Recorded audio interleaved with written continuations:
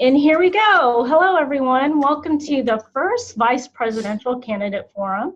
I'm Tara G., your current Vice President. I will be today's facilitator. With us is Stephanie Stevens, our CPRS Executive Director, who will be managing the chat room, as she just mentioned.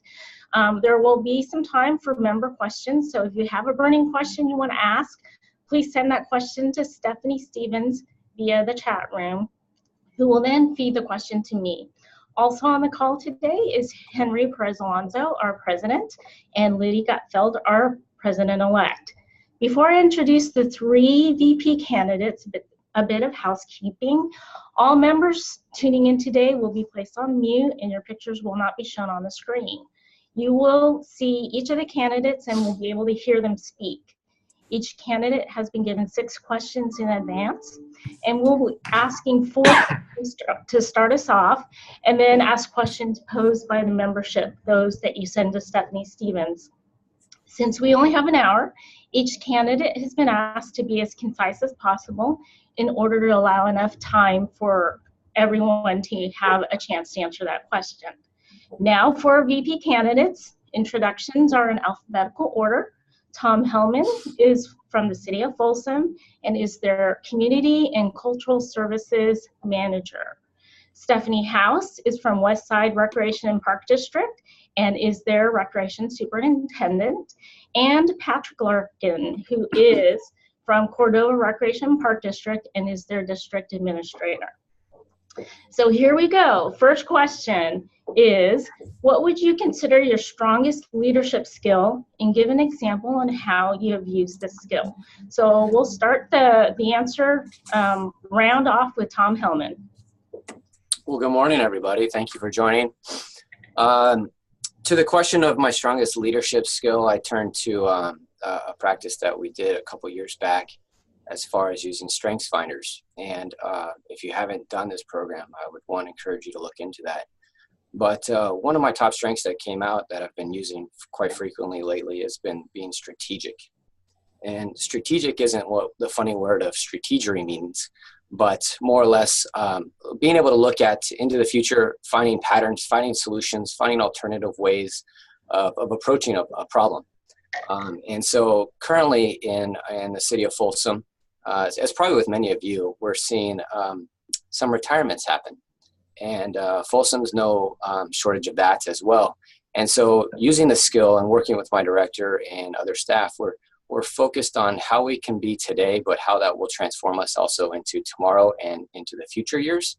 So just not a quick fix for today, but also what we do today and how that transforms into, 2, 3, 5 years down the line, and then always looking at it as a way of evaluating as other variables come into play. So in the case of CPRS, my ability to use my skill of strategic would be, looking at what's going on with the membership as we move from year to year. We have new members coming in. We maybe have retiring members going out. We've got changes in economics. We got changes in communities that are going on. We've got Proposition 68 funding that's available to folks and how that changes things. So just being able to use that skill to kind of look forward into the future for immediate needs and also for long-term needs. Great, thank you, Tom. Ms. House. I definitely believe that my strongest leadership skill is dependability. I feel when I decide that I'm going to do something, I give it all I've got, and that speaks volumes in my leadership with CPRS and also in my professional career. I've been at my current job for 20 years, and I'm a big problem solver. I'm adaptable, neutral, and I'm able to listen to all viewpoints. Now, the recreation superintendent, one of my biggest job functions is quality control. And that gets kind of tough because people think you're always coming at them with negative things and what not to do, how not to do it. But I see it as a way to encourage different viewpoints and conversation. And I like to provide guidance. And I really think that this has prepared me for leading CPRS in the presidential series. Great, thank you so much. Patrick Larkin.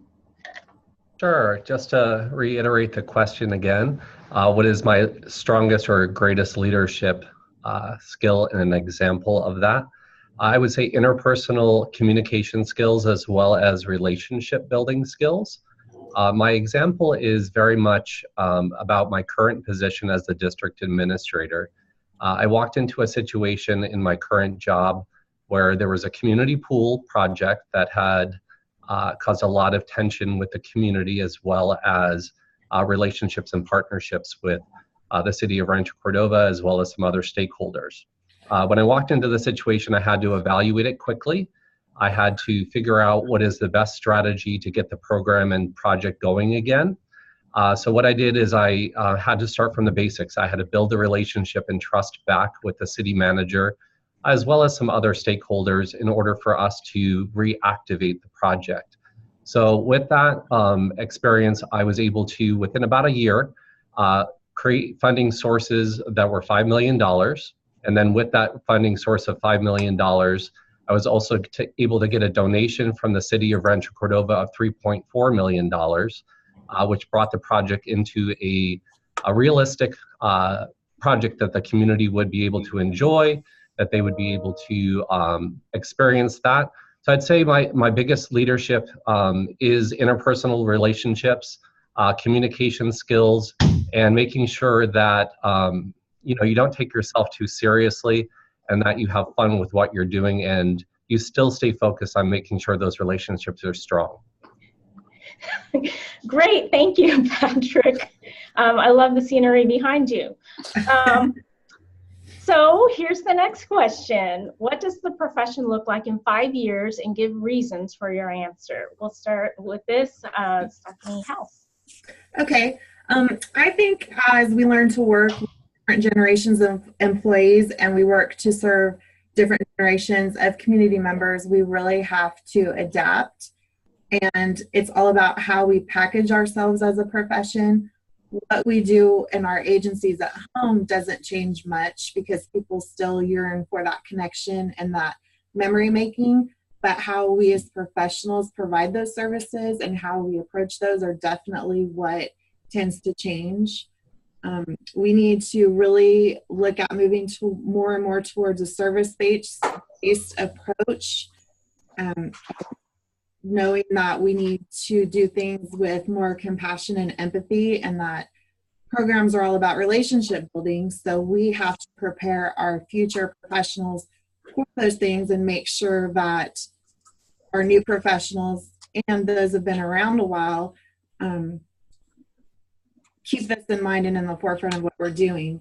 Entry-level folks tend to be more innovative, and they want results quickly. They've grown up with the internet and quick access to information. So they're used to wanting answers now. And that also gives them more diversity and more inclusion, just because they are able to get more information quickly and without having to try too hard. So that's definitely going to be the new norm in the coming years. Great, thank you so much. Patrick Larkin.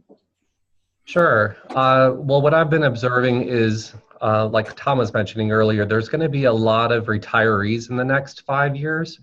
If we look at the patterns of benefits, PERS went from 55 retirement age to 62. So folks stayed on longer than anticipated years ago. With that, though, I feel there's maybe going to be a gap of information or knowledge transfer that's going to occur. I would look to see if we could provide some cross trainings, starting at the district levels and section levels, which are our greatest connector to the membership. There needs to be a transfer of that information from the current executives or CEOs or district administrators to that next generation of leadership. I feel like there's a gap at this point with the involvement of administrators.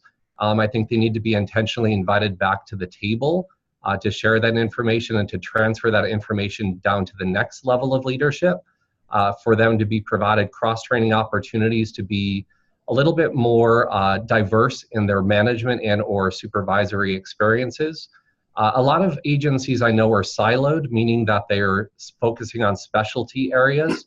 But in the future, I feel like they're going to need to have more diverse experiences in order to be ready for those positions, whether it be in finance, HR, park planning and development, areas that are not typical and or comfortable with a lot of folks that are traditional recreation or park maintenance staff. So I would say the biggest reset in next 5 years is I'd like to see an intentional effort to bring back the administrators or the CEOs before they leave the industry and get them involved and making sure that they transfer information down to the next level of leadership. Still focus on the entry level folks, but give a little bit more attention to the higher level managers so that they're prepared for the next generation of leading.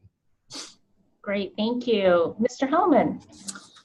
Yeah, to piggyback off that a little bit, be, transitioning into a jack of all trades, master of none type atmosphere. Something that I've been talking to staff here about, as well as also in a recent session that I did at CAMS was about being able to get outside your comfort zone and try to rehabilitate yourself and to engage yourself into areas that you're not accustomed to or not comfortable in, whether that's in an area of, maybe that's park development, maybe that's going out and doing some shadowing and working alongside the crews for a day or a week or something like that. So really trying to master the different skills, the different opportunities that the agency provides and the services that we provide. To Patrick's point also, I'm in a situation where in 4 months we have 4 employees retiring and 100 years of service walking out the door.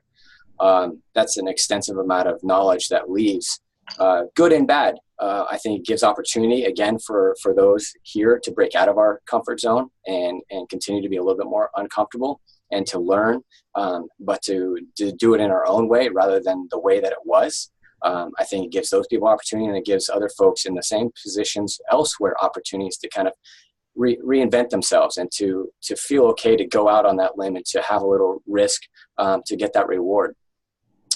I also think that over the next 5 years, the society, to work with the profession, we need to focus in on those 5 key elements of the CAP, and that's advocate, communicate, evaluate, innovate, and collaborate. And the last of those, the collaboration piece, I think we're going to see more of that happening both at the community level and within districts and sections amongst CPRS. We're already seeing it over the last couple of years with a lot of great regional training that districts are putting on, sections coming together to put on workshops in schools, which is awesome. And we do that through the greatest skill that we all possess as part of the society, which is through this networking opportunity. What we're doing today, even through online formats, which is picked up a lot, quite well. So there's a lot of great things on that. So I look forward to what the next 5 years holds. We're going to have new blood, if you will, new professionals coming in. So we need to teach them and engage them about CPRS and the benefits that it holds as far as all the great people that are associated to the organization, as well as knowing that we have people leaving and what can we do to tap into them before they do leave. Great, thank you, Tom. You segued into the next question I was about to ask, but before I go to the other two to answer the same question, just to let you know, we do have a member question, and so once we get through Ms. House and Mr. Larkin on what CPRS's role is in that 5-year progression, I will get to that member question. So, Mr. Larkin, what is what Tom had segued into CPRS's role in what the profession looks like in 5 years? Sure. I believe CPRS's role will be to provide quality educational opportunities that are impactful in meeting the needs of the membership. So we have to be open, first of all, to listening to what those needs and wants are, and then be responsive associated to those needs. So the quality of education associated with it, we have some competition in our industry in terms of other types of agencies providing trainings. I think there needs to be a little bit more support and or finances associated with the direct approach to those trainings, and that comes really from the districts and the sections.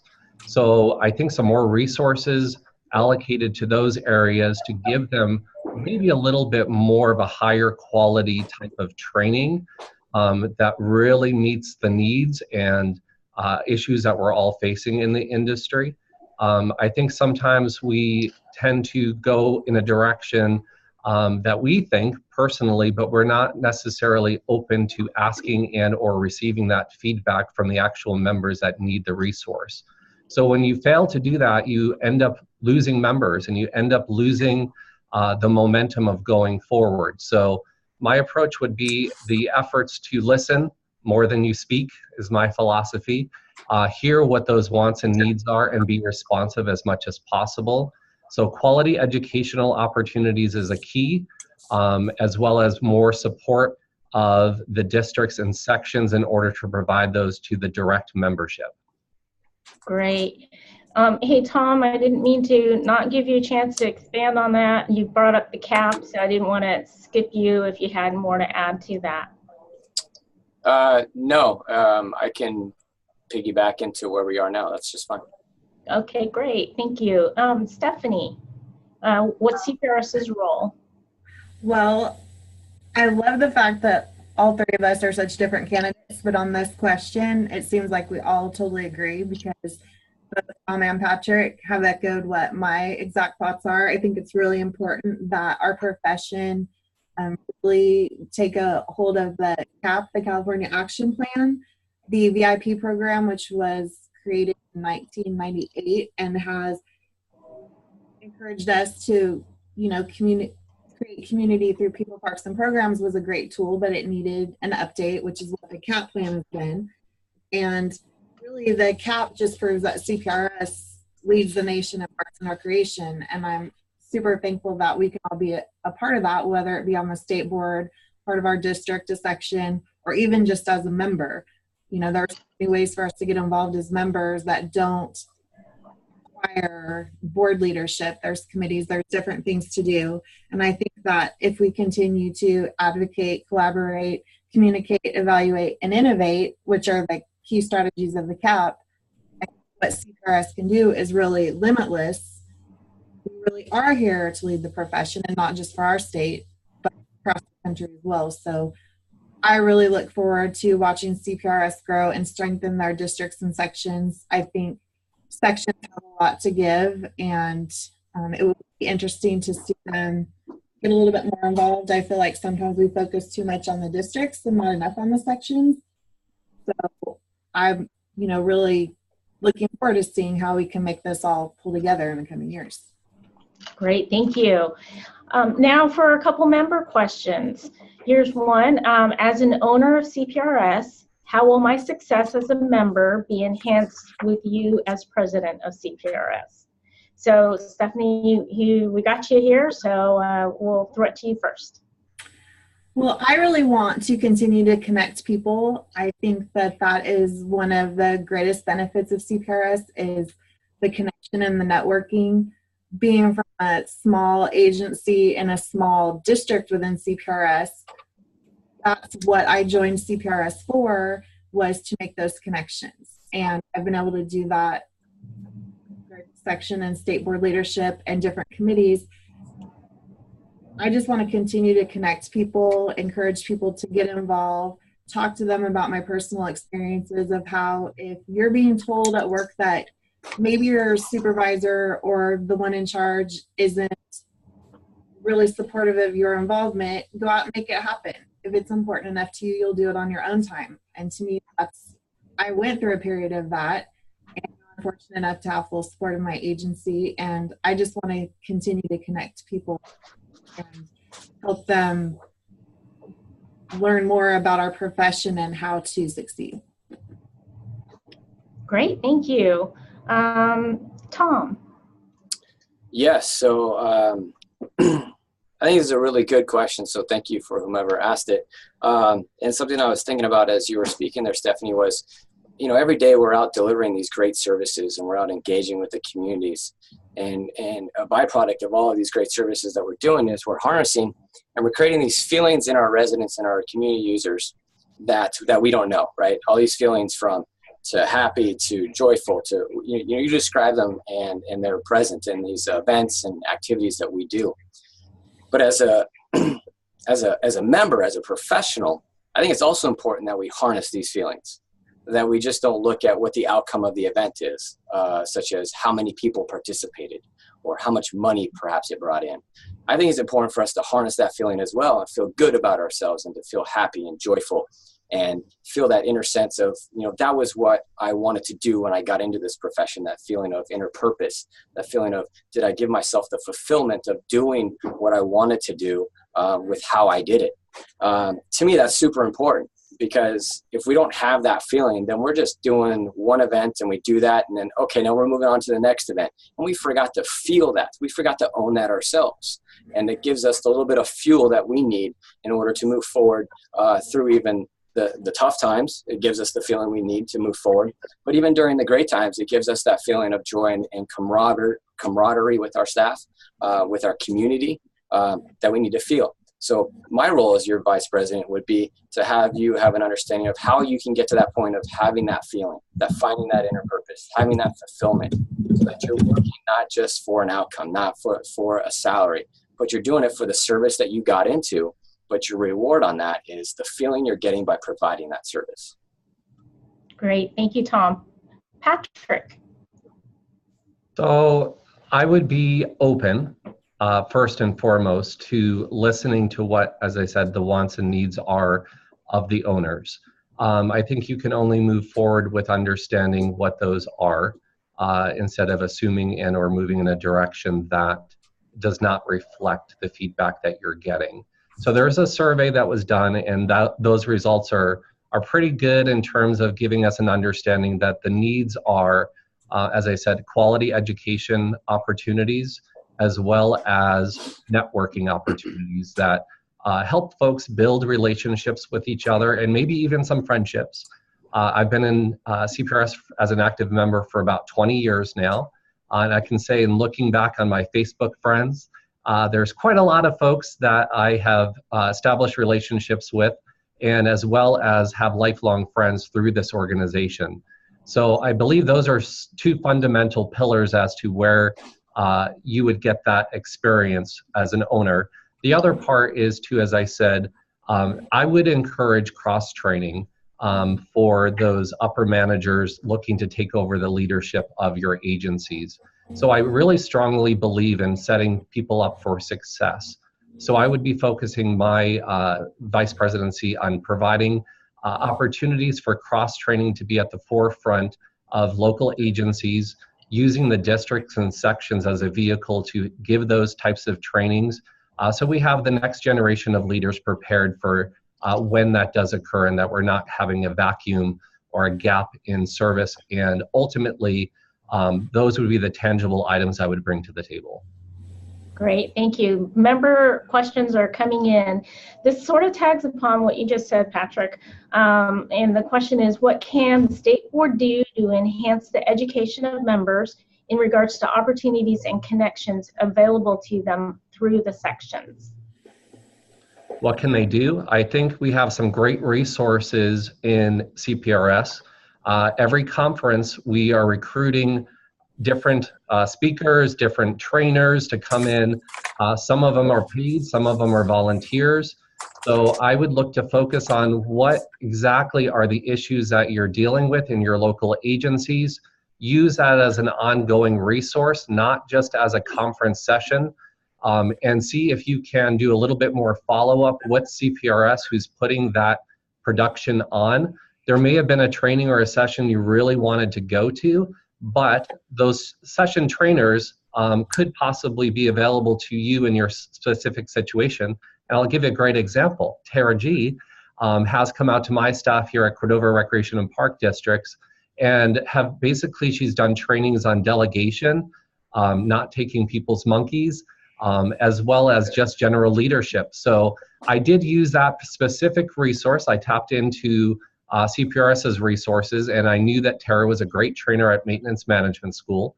And I invited her to come to my personal training at our agency and provide that training. So I would encourage you guys to use those resources and think a little bit more out of the box and get the best quality trainer. And guess what? It's a great relationship builder, and it was free. Thank you, Patrick. Tom. Well, I think our sections are doing some tremendous work. They have a geographical challenge in that they represent the entire state membership of their section, but it's not very easy for them to get together in one setting.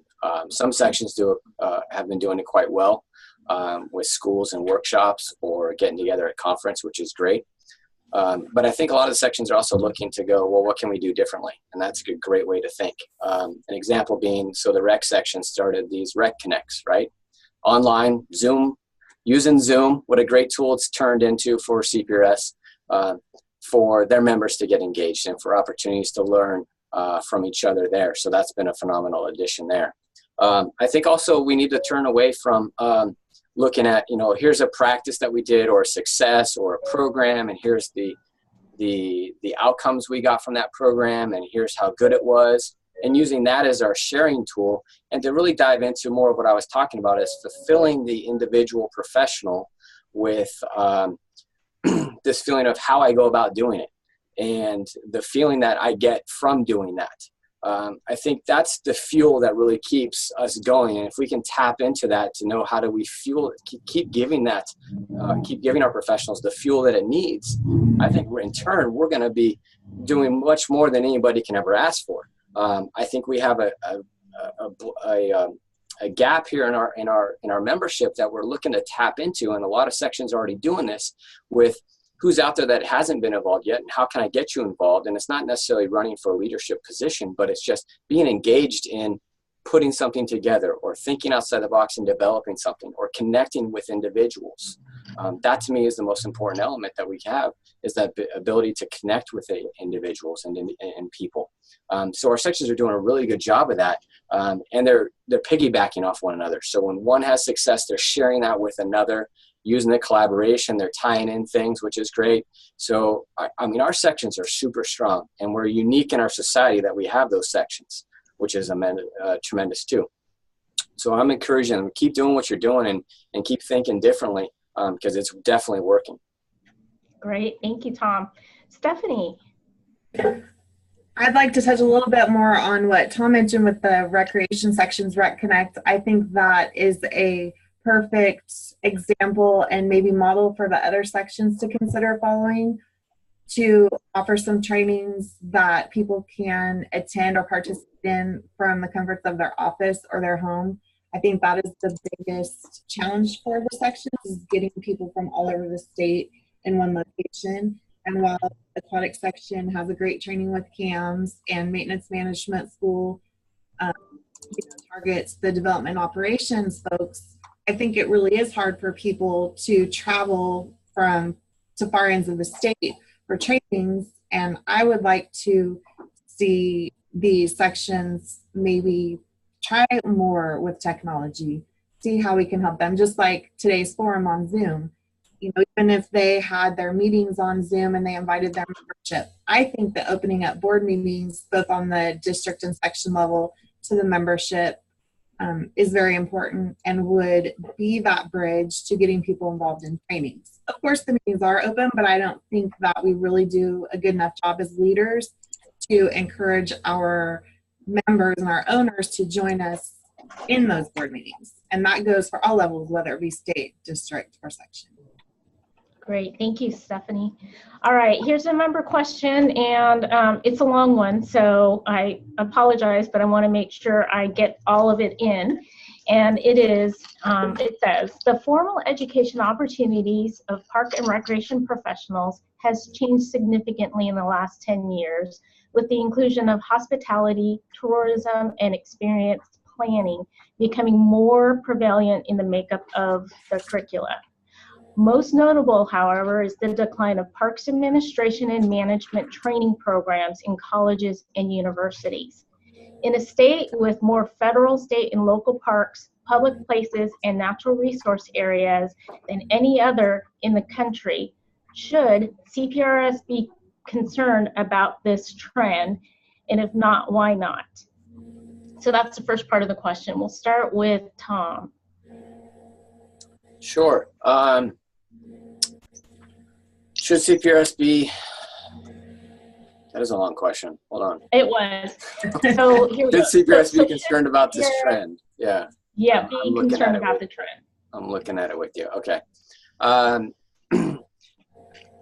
not sure yet. And the reason I say that is because I think there's still some great work that is being done at the district level in connecting with our students.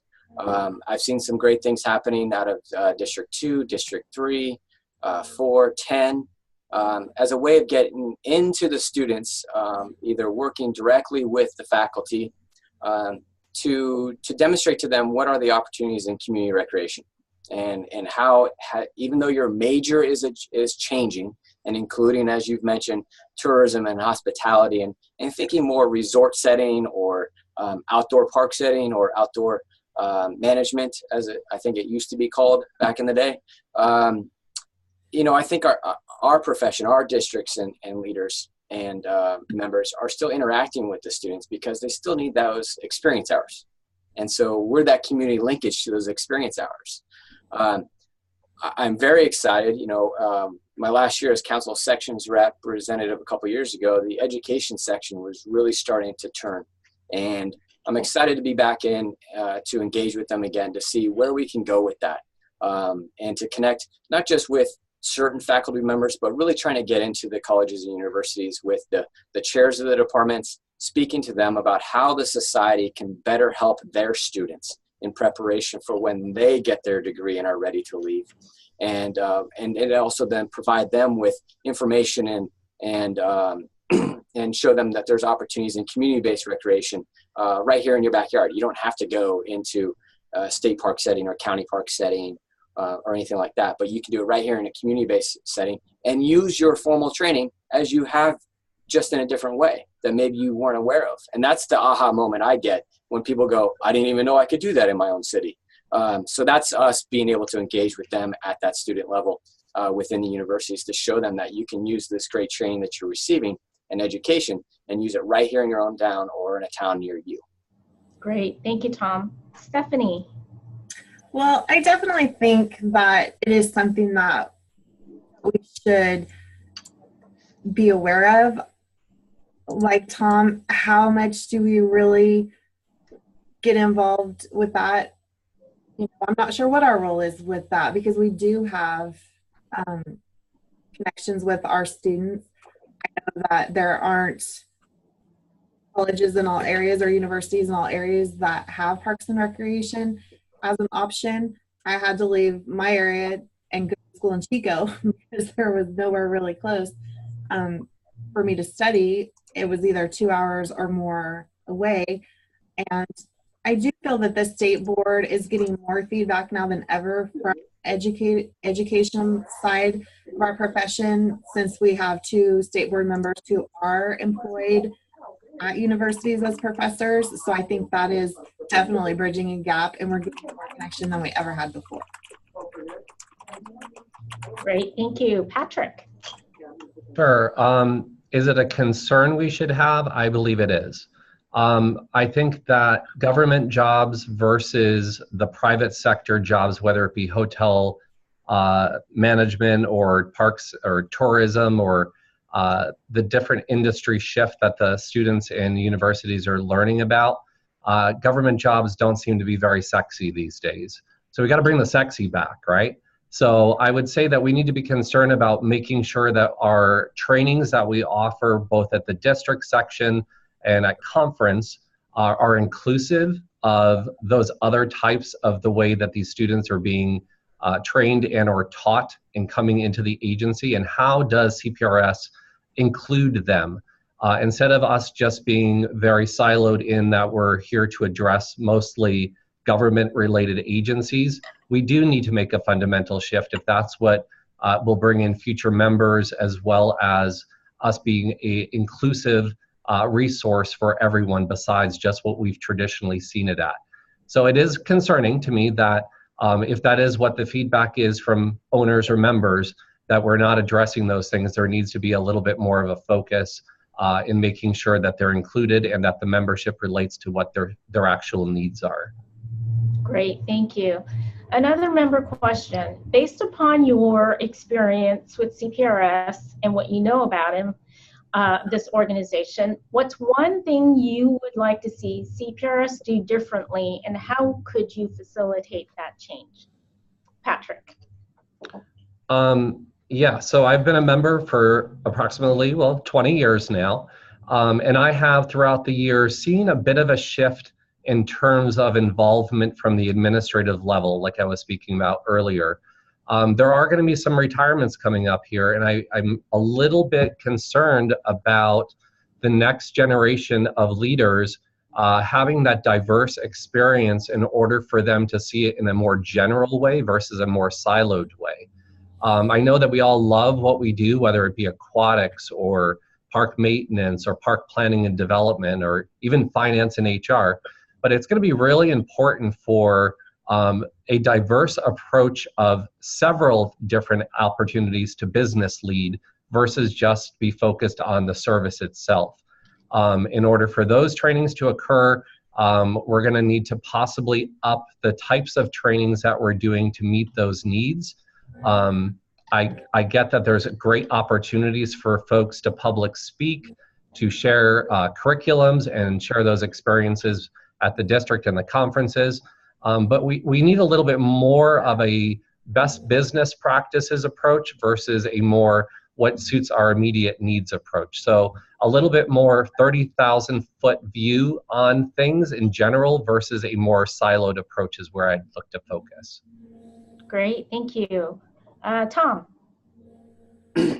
Yeah, I would definitely go back to something I was talking about earlier, which was that jack of all trades, master of none type atmosphere, of where it's not just about the title you have or the programs you're responsible for, but really the vast services that you're providing and the amount of skills necessary in order to provide that service. You know, I've frequently tried to challenge my staff here that you don't introduce yourself by a title. You don't introduce yourself by, I do youth development. You do a whole lot more than that. You do a tremendous amount that we need to find better ways of articulating, both when we're talking to professionals, to help them further articulate themselves better, so that when we're back in our communities, we see that through the conversations we have with our residents and with our own stakeholders and administrators.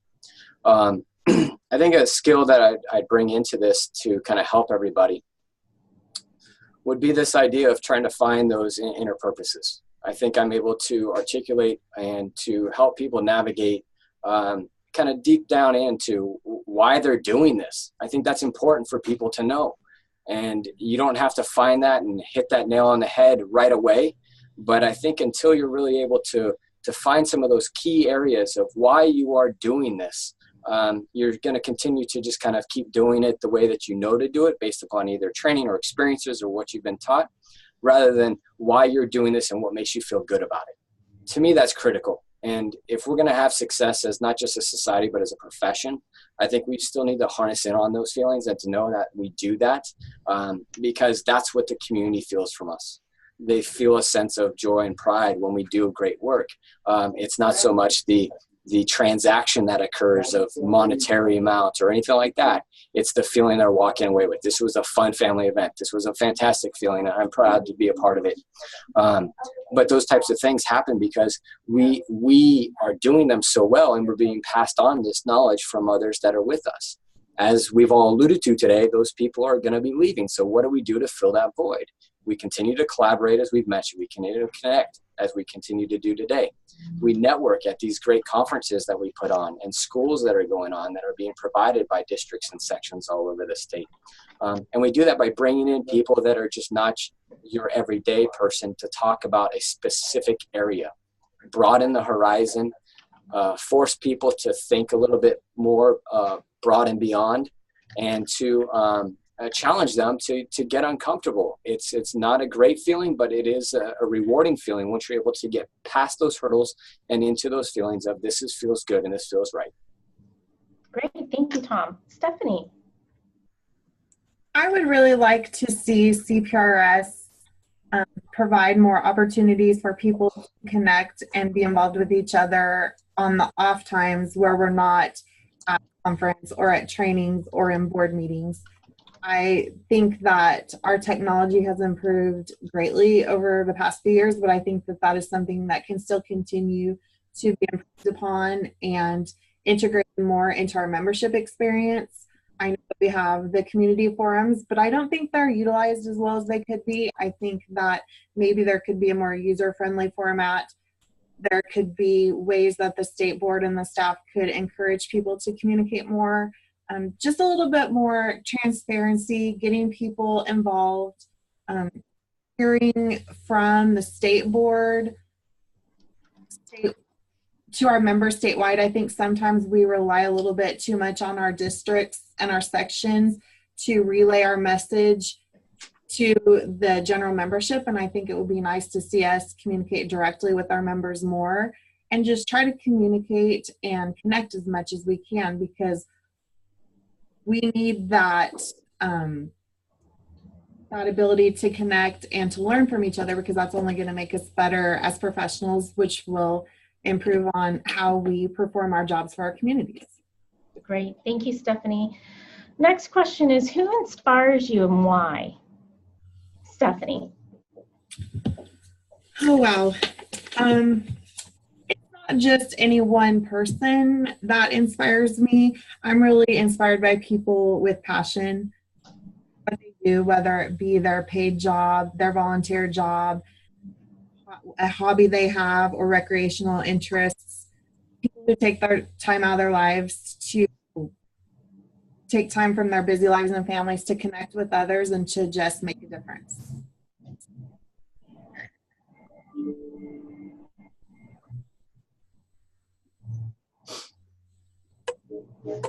Okay. I think we got you a hit and miss. I don't know if everybody heard Stephanie. Was I freezing? I heard you. A little bit. Everybody heard Stephanie okay? Yes. Yeah? All right. Patrick. So just a little personal stuff. So my dad passed away about 20 years ago. Well, not about 20 years ago this past year. And he's always been my true inspiration. Since I was a kid, he was my soccer coach for the winning youth soccer team, the Red Titans, go Red Titans. And he also demonstrated some amazing leadership skills and qualities that I admired. He basically was very involved in the Irish American community. With that involvement, he showed thus, our family, the importance of being active and engaged in something you're passionate about. He was the president of the Ancient Order of Hibernians. He was a founder of a women's international basketball scholarship and exchange program. So we had Irish students living in our house as I was young and growing up, so I got that cultural experience, which was fantastic. He also, more importantly, he lobbied in Congress and with George H.W. Bush, actually, to pass an Irish immigration reform movement, which allowed Irish immigrants to come out to the United States legally for the first time after 20 years of being closed to immigration. So I was an envelope stuffer. I was engaged in a lot of political opportunities, and I just learned a ton from him about taking your passion and activating it. Not only that, he was a great dad, he was a great listener, a great coach. He was very funny. He spoke with a lot of intention and passion. He was a great storyteller, and he definitely exhibited an authenticity for caring, and not only about his family, but just his job. He was a 30-year of service as a fire lieutenant for the town I grew up in Connecticut. So he, in his passing at a young age, I learned a lot actually from that experience, where I need to really watch myself in terms of my health and my stress level. And so I'm really proud to say I just lost 60 pounds in the last 6 months or so. And I was inspired to do so because of my father, him passing away at a young age. I didn't want that for my family. So he is my inspiration and always will be. Thank you, Patrick. Congratulations on that 60 pounds. Thank you. Tom. I would not like to follow that. No, congratulations, Patrick. That is awesome. So my inspiration came to me when I least expected it, and it really came to me at the greatest of times. I've really found myself attached to author Simon Sinek and philanthropist. He is the author of Start With Why and a few other books that I challenged myself to read. Long ago, I recall a professional in a setting saying, if you're not reading a book at least once every, I think it was 3 months, like one a quarter, that you're really not doing yourself any good service. So I've really challenged myself to do that. And Simon's message is really simple to me. It's all about he trying to inspire others to do great work so that we can change our world. And what I found from him is the quote that really hit me, which was, most of us live our lives by accident. We live it as it happens. Fulfillment comes when we live our lives with a purpose. And that's what I've been talking about today, is living your life with a purpose. And we all have it somewhere in us. And it's just a matter of how do you bring that forward. And so I'm learning from Simon as I go. And what I like to do is then take that learning and how can I morph it into our public world, into our government world, into our service provision. And I've had some great success with it. It's not easy, but it does keep me focused. It does keep me where I need to be as far as living that purpose and living with what I call my pillars of purpose, and really focus there on what he continues to kind of share, and then how I can morph that into, is that more of the private sector or is that a public sector, and how can I bring that forth and share that with colleagues and friends. To me, that's super important because, again, if we're not feeling good about what we're doing, then struggles just continue to build up, and we move in a different direction than we should be. So for me, that's where I'm at. Great. Thank you, Tom. Okay, I'm looking at the clock and we have a couple more questions. I'm not sure we're going to get to all of our member questions, but we have a couple more that we can get to. And the next question is, what are your thoughts on creating a better connection with our decision makers to better share the message of CPRS, CAP, and Parks Make Life Better? So, Tom, you're back. I think it's important that we make sure that that our members are really educated on our messaging and what that messaging is. And at the last state board meeting in late November, the three of us were invited to attend a session where they talked about policy governance, and I think everybody walked out of there with a feeling of goodness, a feeling of there is hope at the end of a tunnel. Which is great. But I think also what we also came to is we need to position ourselves with messaging that is not just clear and concise, but also easy for every member to use. And that could be very much the Parks Make Life Better messaging. It could be something from the CAP. It could be something older that spawns up new. I found myself in a position here in Folsom where they were involved, I'd say, with CPRS, but not to the level of some agencies.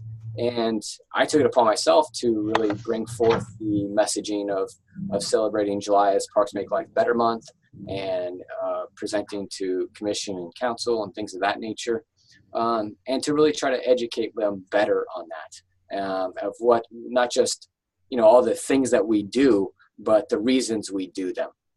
That to me is more important than just identifying here's the laundry list of everything that we do and everything that you do.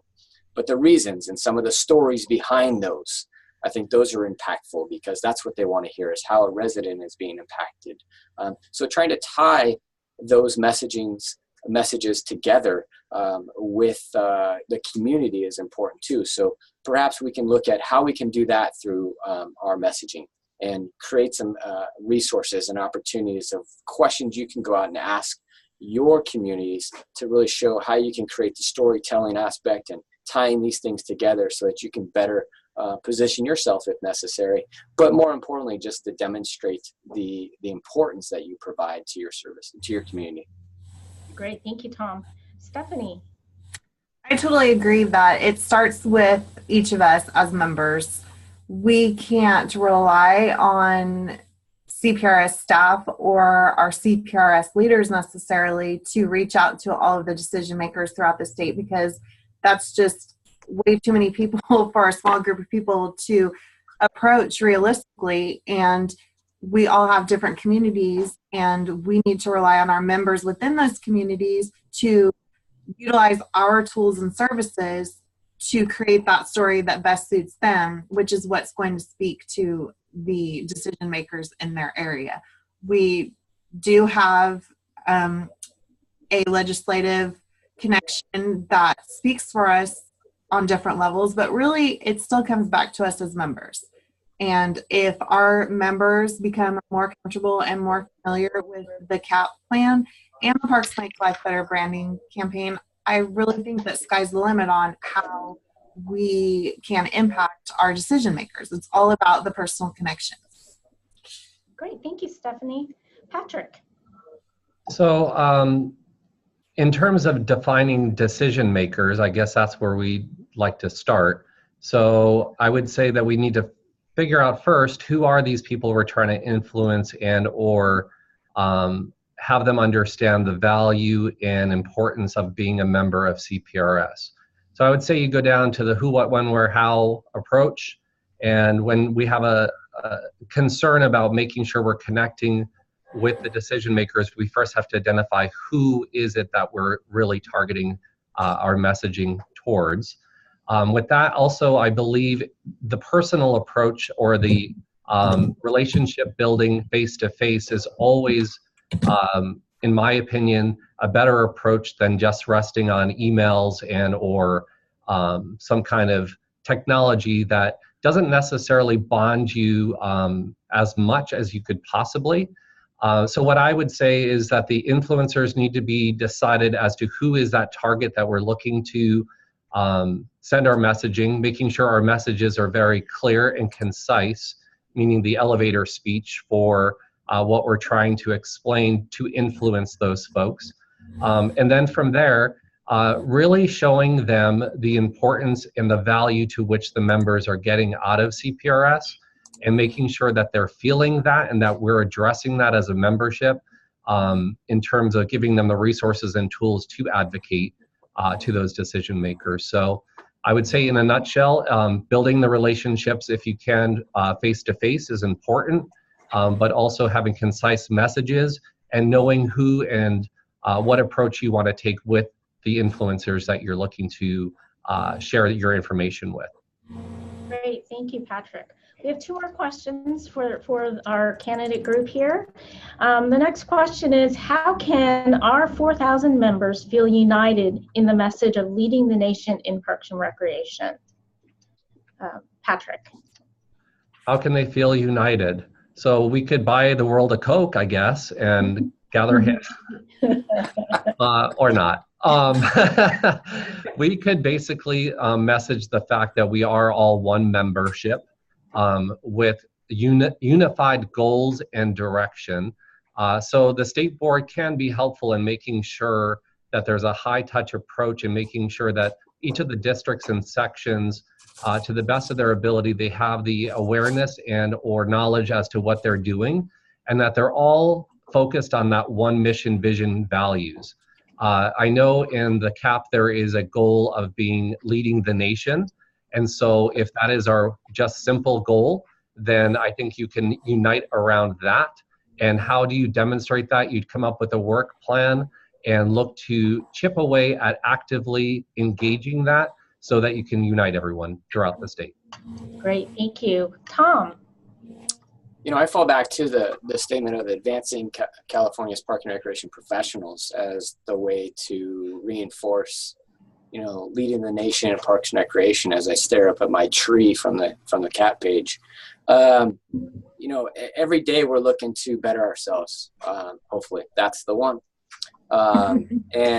And you know, this statement or slogan of advancing California's park and recreation professionals is really what's going to make us be the leader in the nation, because we so adamantly believe that what we do this year can only be a stepping stone to maybe improving into the future, both individually as a professional and for all the great services we provide. And we do that in a number of different ways that we've just shared today, this morning about. But that statement for me, that advancing, really sticks to me, because it means that we have to be on a continuous path of growth and development. It means we have to be on a continuous path of not settling for where we're at, but always striving to be a little bit better, and also to bring others along with us, advancing California's. So that's everybody involved. And we have a great plethora of members in our society that, you know, they come with attachments of colleagues, friends, and I'm not necessarily used to going to this. It doesn't feel right, but they bring them, and then they, lo and behold, oh, okay, now I understand and I get it. And you see that kind of, if you will, that click, that good light bulb go on to kind of say, oh, this is that feeling that I didn't know about and I feel now. And then that's that transition from going from passive membership to active membership. And then we want to take them active to engaged and being able to lead them down this path. So by doing so, that's how we get to representing, leading the nation through all of those mechanisms in order to get to the final outcome. Great, thank you, Tom. Stephanie. I think back to when Parks Make Life Better first came out and how we just went big. We went big. We were excited. We couldn't wait to share it with everyone. We had street teams. We had people sign up to walk around conference and just promote Parks Make Life Better. Teams were formed in our communities. There was just this huge reach out to spread the word about Parks Make Life Better. I think we need to continue to do that and have that excitement again and base that around the cap. We need to participate. Things can't work unless there's participation. As members, we need to do our part. We need to contribute to the cap tool chest so that other members can learn from us. We just need to make it a priority. Go out there, utilize the cap the best we can. A lot of blood, sweat, and tears were put into the creation of the cap, and we need to make sure that it was all worth it. I know that it's worth it, but we need our members to participate and just make it great. Great, thank you, Stephanie. And here's our very last question. It's a fun one, and it is, what was your favorite TV show growing up and or your favorite character? So let's go to Tom. Oh man, favorite TV show growing up. I'm gonna say it's a tie between Dukes of Hazzard and Knight Rider. As a genre of Hasselhoff, I guess you can't go wrong with Knight Rider. Favorite character from the Dukes of Hazzard would probably be either Bo or Luke Duke. Obviously, just wanted to jump in the General Lee and take off and go. Those were some of the fun times. I think even for one day for Halloween, I think Luke Duke. There you go. Thank you, Tom. Stephanie. Oh, wow. I think back, I can't even remember being a kid and not having access to all of the channels and the resources we have now. Actually, we had just the antenna. I definitely watched Dukes of Hazzard. What was my favorite show? Yikes, that's a hard one. I loved nothing more than watching Star Search every week. Does everybody remember Star Search? Because to me, that was like it. I don't know why.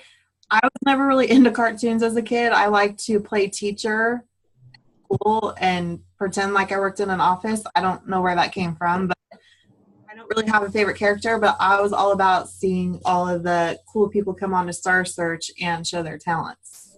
That sounds great. Thank you, Stephanie. Patrick. I had two favorites. The A-Team. Remember the A-Team? Oh. Mr. T, he was amazing. Still is. And then also I loved Different Strokes, Arnold Jackson. I liked that kid's sass. He was a pretty cool kid. And so those were my two favorite. It was the A-Team because it had a lot of adventure and of course drove the parents crazy back in the 70s where they're like, oh my gosh, this is violent. It was amazing. And Different Strokes because it was the funniest show ever and still is. Very good. Well, this concludes our first Vice President Candidate Forum. We hope that you found this helpful. Our goal was to allow members to get to know each of you a little bit better.